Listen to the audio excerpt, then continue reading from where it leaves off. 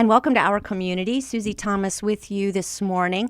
Love what we're doing this week. We're going to be doing an on-air college fair. I'm talking with the colleges and universities that our community is so blessed to have right here, all pretty much within a stone's throw of each other, however, each one fulfilling a very specific need and reaching very specific communities and all bringing to the table their very specific attributes. And we're going to start it off with Kent State University at Stark, and very happy to welcome this morning Denise Sechrist, who is serving as the interim dean, and Tina Biasella, who is the director of marketing. External Affairs.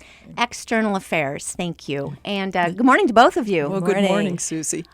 So happy to have you. First of all, I think how great for us to have a national university right in our backyard. Absolutely. Tell us a little bit about the history.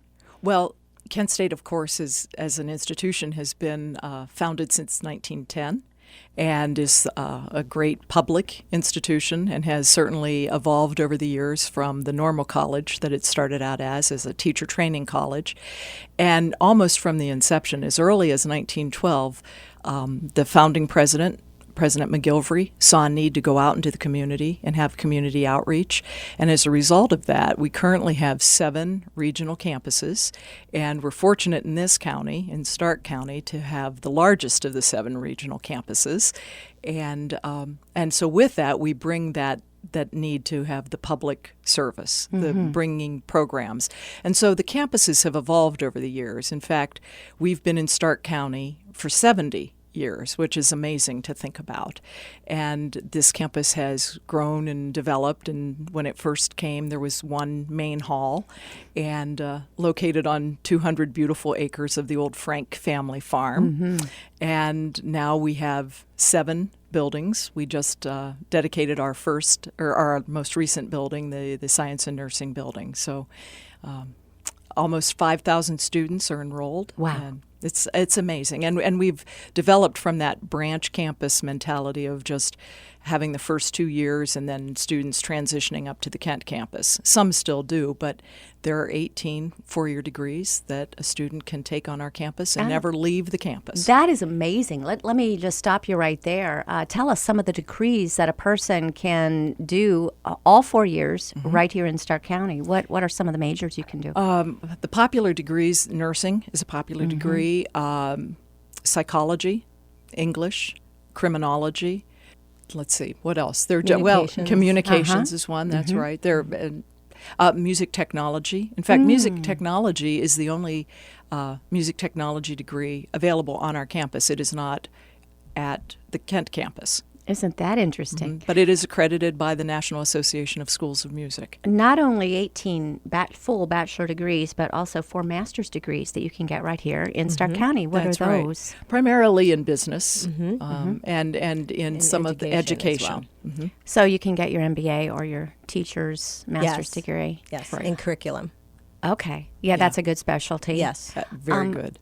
Interesting now, because I know that teachers are not required to get a master's degree any longer. So how do you present that to teachers, just pure professional development? Well, even though they're not required, it's still a benefit for them because in their own professional development, I think that they find that they're able to bring things back to the classroom. And even though they're not necessarily required, there are still some performance-based bonuses based on those additional qualifications. And with the College Credit Plus program that is so prominent right now in the state, and we at Kent State University at Stark have been a major player in that and reaching out to the local schools and making these college credits available to the high school students to help with the rising cost of education. The students still need to have a master's degree in the discipline, and if they don't, because a lot of teachers get master's degrees in curriculum or something like that, but they need to have an additional 18 credit hours in the subject matter. So that's something that we're able to bring out to the community. So not just thinking of serving the students, but serving the teachers as well in their own professional development. And a great reputation as far as being able to say that you got your degree at Kent State University. Absolutely. And, known for producing some really good teachers. Right. You do something, I think, that is remarkable, and I remember hearing about this at the scholarship dinner earlier in the spring. The global program that you've got going. Tell us a little bit about that initiative. Well, this was something that we started because we saw a need for our own students to leave Stark County and find the world, and sometimes they can't go out to find the world. So we tried to figure out ways to bring the world to them. And we have such a wonderful faculty. There are 120 full-time faculty on the campus, and then an additional really wonderful adjunct faculty population. But we have faculty from all over the world themselves. And so Kent State has a very strong Office of Global Education. And so in working with the Associate Provost for Global Education on the Kent campus, and again, that's part of the strength that we bring because we have all of Kent State University to work with. So some of our faculty were very interested in this, and I was talking about when I had a faculty, just an informal meeting with a few faculty, we were talking about multiculturalism and global opportunities, and I brought Marcello Fantoni down to the campus, and he said he had not been, and he said, this is a fabulous campus.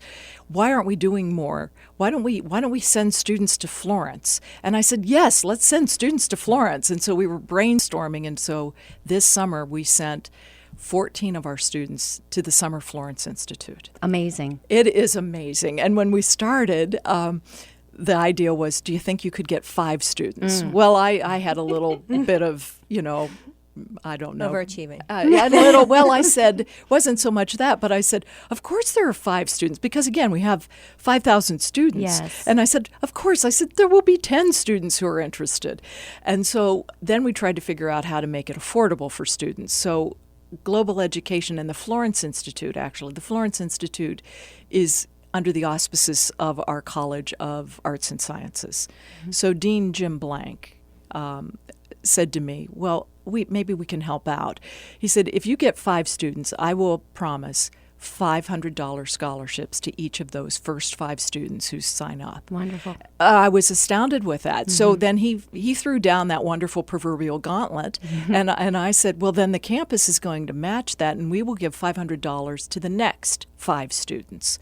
Well, we ended with 14, and I'm happy to say that we did give, each one had a minimum of $500. Awesome. Yeah. And then, of course, we were able to raise some additional funds, and the community was so generous, and we had donors, private donors say, I want to help with this.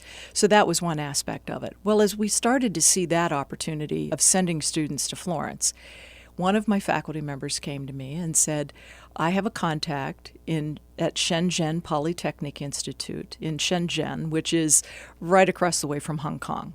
And she said, she wants to partner with us. Can we bring students from Shenzhen? And I said, wow, that would be great. Kind of forgetting at the time that we're not a residential campus. These are commuters. Exactly. And that's one heck of a commute. That's a big commute.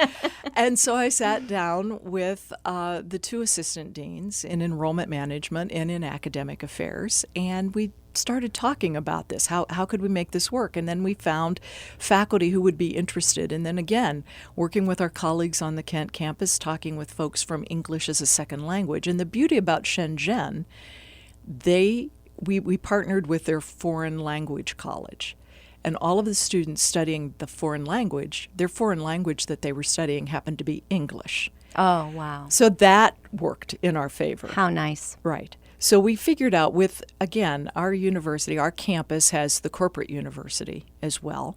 And so we could offer some classwork through there, some academic classwork in our own classes for these students. And we were really hoping to get students to come in fall of 16. Well, the stars and planets and everything aligned. Providence prevailed, and they said, we want to send students this fall.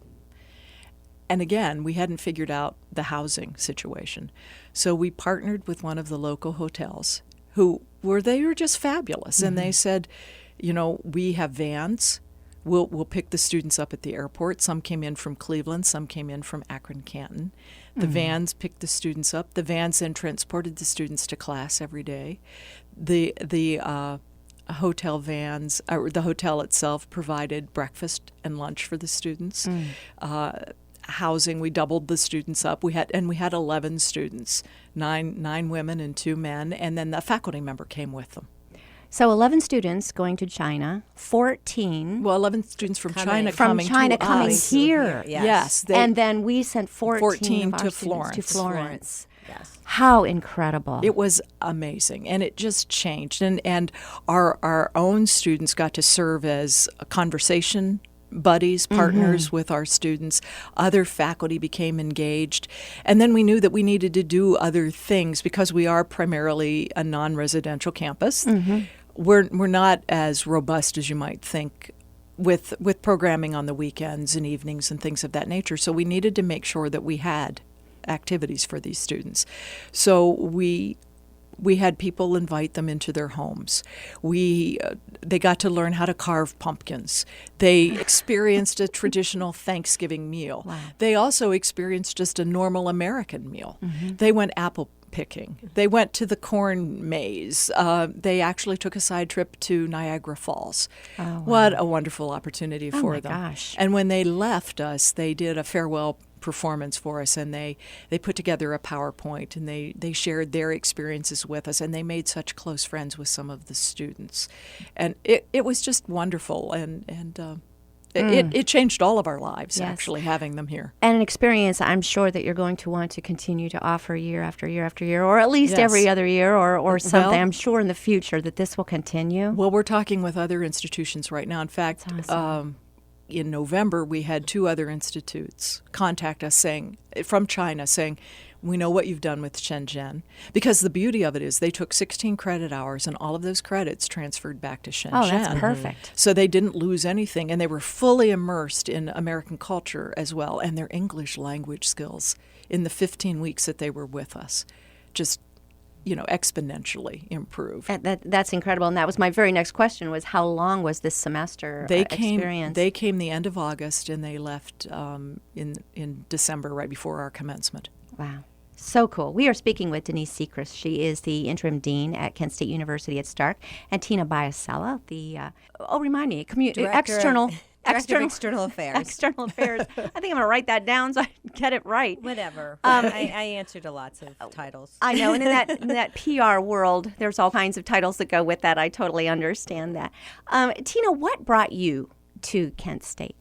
Well, actually, I had spent a large number of my career in Cleveland for 25 years, but then I decided to come home. And so I came here and saw that Kent State Stark had just totally changed from when I grew up, as it being a satellite or branch campus, and to hear all the exciting changes that were going on. So I had the opportunity to come to the campus. I've been here, it'll be 9 years in June. So it's just continued to evolve. I mean, back then when I even started, I think we had 5 degrees, and every year it just keeps going up and stuff. And it's a great campus. I mean, our students are fabulous, and they're very engaged because we have a lot of student activities involved. We have fabulous faculty. It's a great place, and it's a beautiful campus. I know, well, we're going to have to take a break here in a little I'll give you one more minute here before we take a break. One of the things that Denise, you said that there's not that much going on, but I think people would be really surprised at the number of activities for a commuter college that you do have going on. One of the things is your theater department puts on some remarkable plays. I know that it's been called Players Guild Junior. Right. Because of the community outreach and the plays that are put on, the caliber of theater that takes place at Kent State University at Stark is really amazing. I understand a really cool thing is happening. We're going to take a break here, and when we get back, let's talk about how you are cooperating with the Canton Repository in their celebration, and that will be after these words. You're listening to Our Community.